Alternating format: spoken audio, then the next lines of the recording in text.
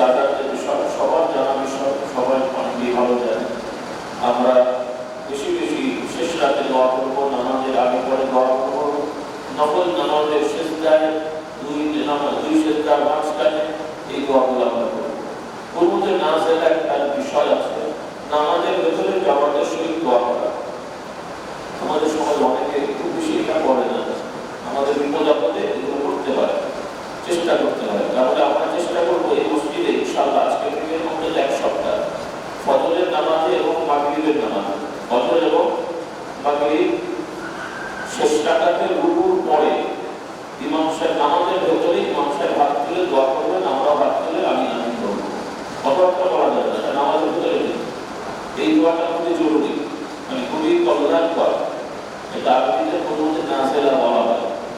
তো আমরা গাজাবাসীর উদ্দেশ্যে রাস্তাঘাটে মিছিল মিটিং সমাবেশ করছি, যেগুলো বৈধ, দোষ না, কিন্তু গাজা ইসরায়েল বদমাইশদের প্রতিবাদ করতে যে আমাদের দেশের মুসলমানেরা আরেকজনের ব্যবসা প্রতিষ্ঠান ভেঙে চুরি করে নিয়ে চলে যাচ্ছে। কি সুন্দর প্রতিবাদ বলেন না, কি ধরনের পাগলামি যাবে?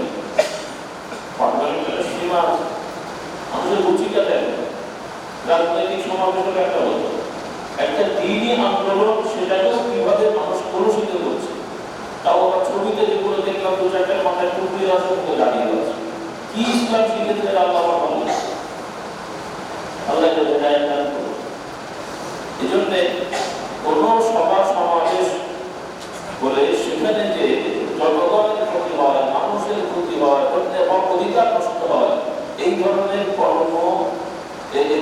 কর্মসূচি হারাম। এটা ইসলামের নামে হোক আর রাজনীতির নামে হোক আর নামে হোক, এগুলো হারাম। কর্মসূচি হতে হবে মানুষের কল্যাণে, মানুষের ক্ষতি হয় এমন কোনো কর্মসূচি আল্লাহ দেন। এমনকি যুদ্ধ জেহাদের অনুমোদন আছে, যে যুদ্ধ জেহাদে কল্যাণ বেশি ক্ষতি করে এই যুদ্ধ করবে। যে যুদ্ধে গেলে সবাই মরবে এরকম বুঝলে গেলে এই যুদ্ধ করতে নেই। ইসলামের বিধান আছে, পাঠান ইসলাম আল্লাহ আমাদেরকে বুঝতে আনবেন। এই জন্য